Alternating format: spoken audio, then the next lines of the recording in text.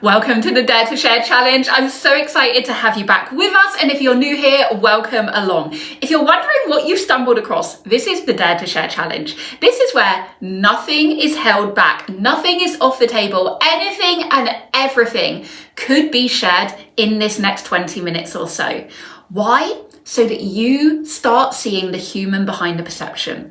So that you realize the next time you're sat there at your desk wondering why all of these people that you look up to, that inspire you, are just the same as you.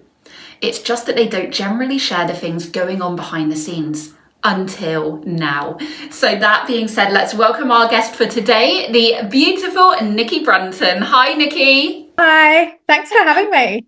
You're most welcome. I'm so glad we made it work over the other side of the world in Australia. Yes. I love it. So before we dive in, Nikki, I always like to ask everyone who joins me on this stage, what made you want to be part of this challenge? What made you say, yeah, you know what? I'm going to sit there and share something super vulnerable for the whole world to see. What went through your mind?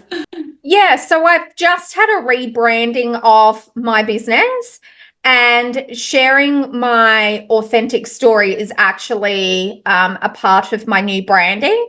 And so I've been seeking out beautiful people such as yourself to connect with and get my stories out there. So, yeah, and mainly so that especially mums of teenagers who are struggling realize that they're not alone. I love that so much. And yeah, resonate with a lot of that. Mum of a teenager myself, so I am here for that. And I love the synchronicity and just the divine timing of right place, right time, right platform.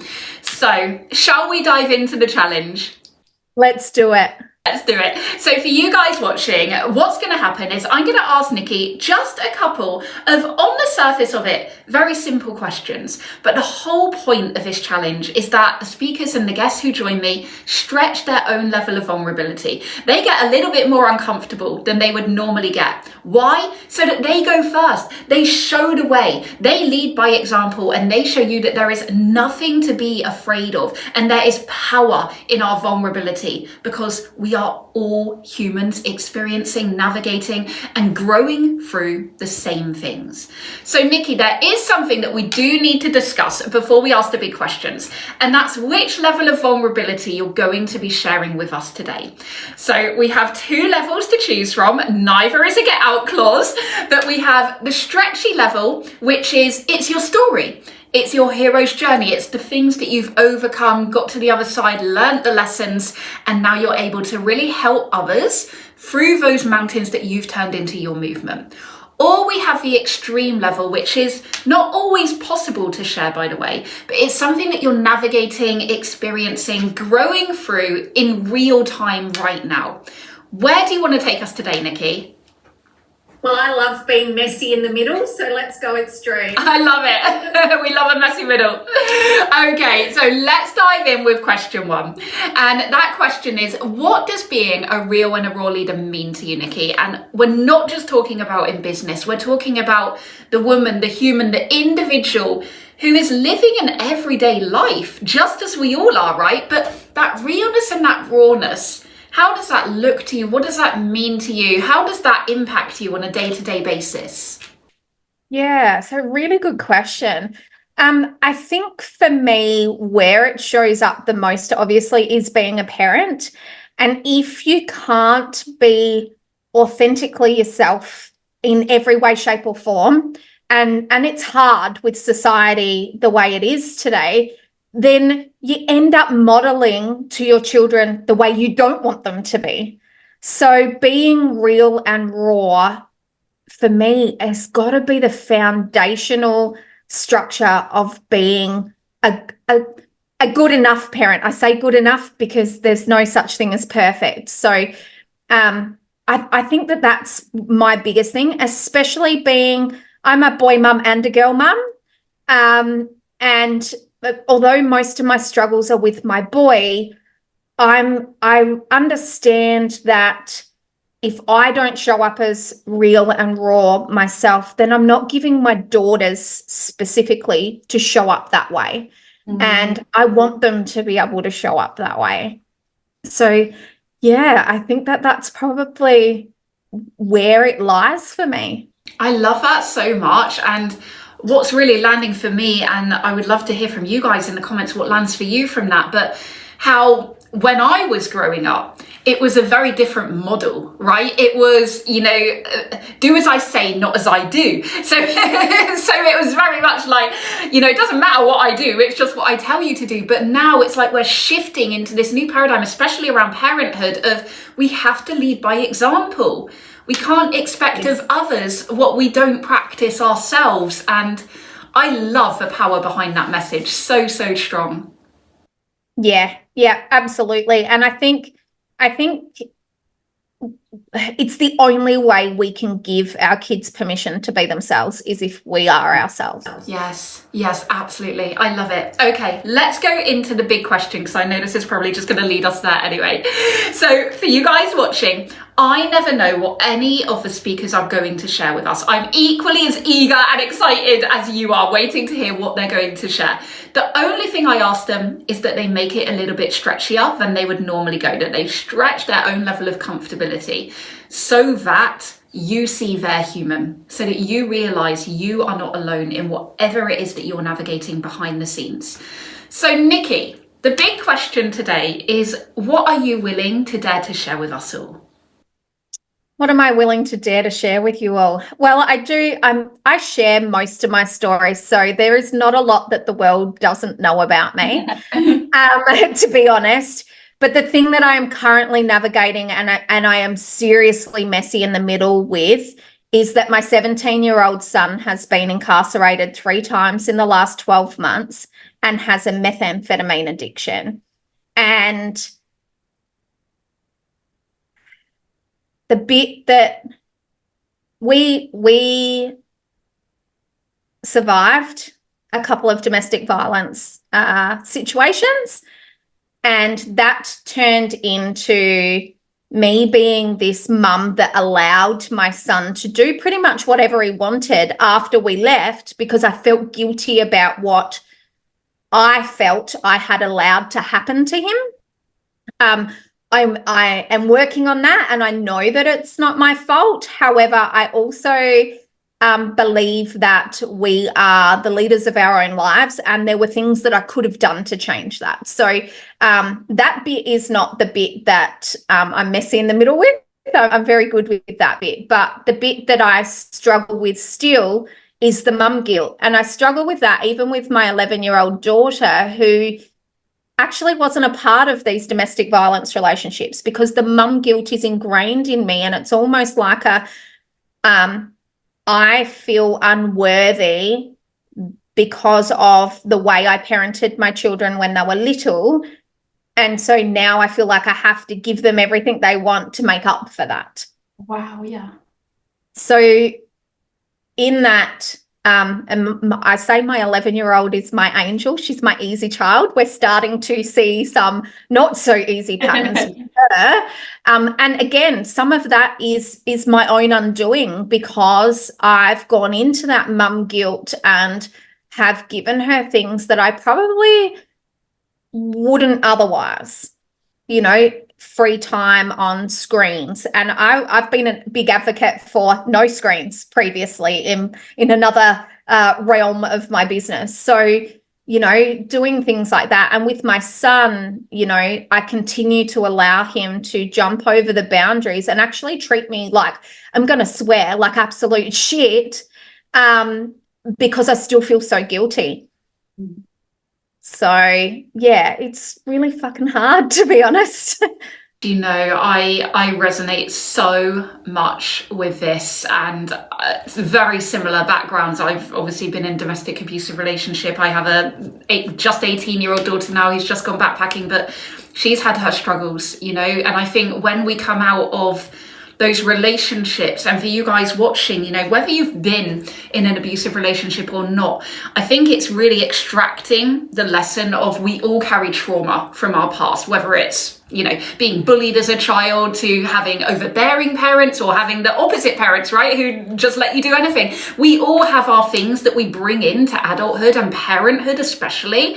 And it's then, how do we start undoing that and untangling that web that we weave, but we don't really realize we're doing it until sometimes, not that it's too late, but it's like we're in this whole kind of cobweb of entanglement and we don't necessarily know how to get unstuck. And I resonate so much with this, Nikki. I would love to ask you, so where you're at now with things, obviously you said you're in the messy middle.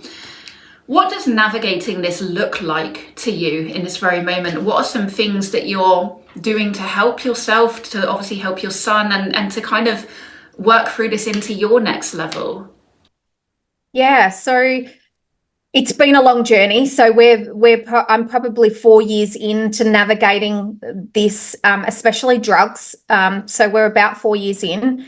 And when he turned 13, he decided that he didn't want the rules at home. So, and I was still at a stage of, I wasn't entirely in victimhood, but I was still moving out of that, if that makes sense. So I was still giving him a load. What I do for myself now is I have really good boundaries, and I've employed some beautiful coaches that have helped me strengthen my own resolve to be able to have these boundaries, and have found my tribe that have not judged me and helped me realize loving my son from afar is okay. I don't have to have him in my house constantly walking on eggshells, worrying about what the next explosion is going to be to love him. I can do it with him not in my home. And that's probably been the biggest thing, although I have allowed him to come home several times, and each time he's upped the ante and done something worse than the time before.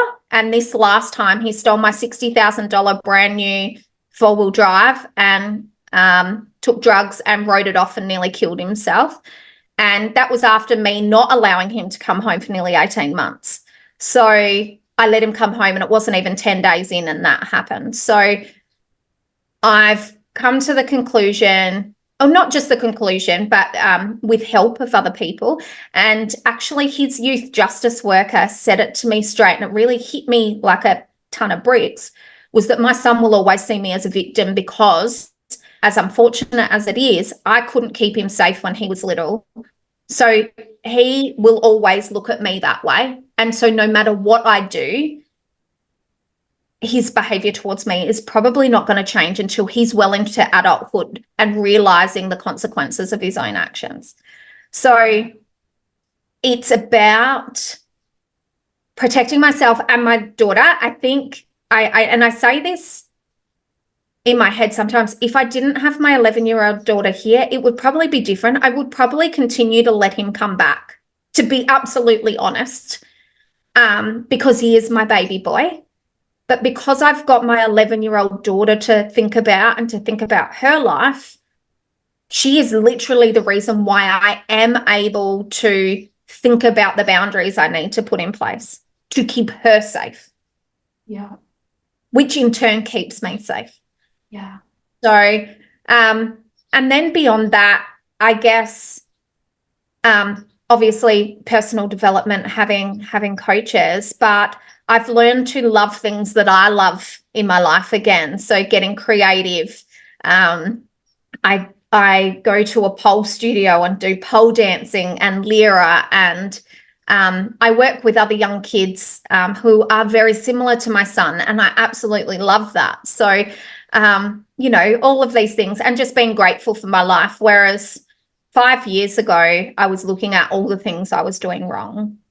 And so just by starting to shift that, I still have days. I still have quite a few days, but it's fewer and doesn't take over my life as much as it used to. Wow, so powerful. I can only imagine the heaviness on the heart that brings, because I know even just from my small fraction of experience of what you're describing, it's painful because these are humans that we birthed and brought into the world, and we've loved them and we still love them, of course. And just wow. And I think really what is really coming across for me, and I would love again to hear you guys, your thoughts on this, but for me, it's that we all have stuff going on behind the scenes in any aspect, right? It can be any aspect of your life, but it doesn't have to define you. It doesn't have to mean that because you're struggling in one area of your life that you can't continue to create a business that you love. You can't continue to go after your dreams and change your life just because of one area that is not maybe exactly how you would want it to be in this very moment. And I think this for me is the strongest message, because we all have that in one aspect or another, regardless of where it is. None of us have the perfect life that, you know. I think if you can find a way, and I'll be absolutely honest, I became a coach about 10 years ago. And obviously the situations I was in made it really hard for me to move forward. There was always stuff coming up, and it always ended up on the back burner. And I resonate. I was really good at working with, middle management and all these things. And then I went into tech boundaries in families, because that's what I was dealing with in my own family at the time.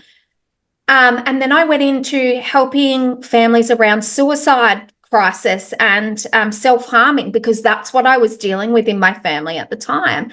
And I think if it's cathartic and it helps you heal and grow when you help other people heal and grow. Yeah. And you don't need to be a fucking guru. You just need to be one step in front of the family that you're helping or the people that you're helping to be able to make a difference. And in turn, and this is probably, my business is probably the biggest reason why I have healed and grown, but I'm doing this business because of my situation with my son, not in spite of. Yes. Yeah, I love that so much. It's turning your mountains into your message, into your movement, your pain into your purpose, and alchemizing everything that you've been through, and knowing that you were given it because you were strong enough to come out the other side and to learn the lessons and hold the wisdom and help others through that strength that you've harnessed through those storms.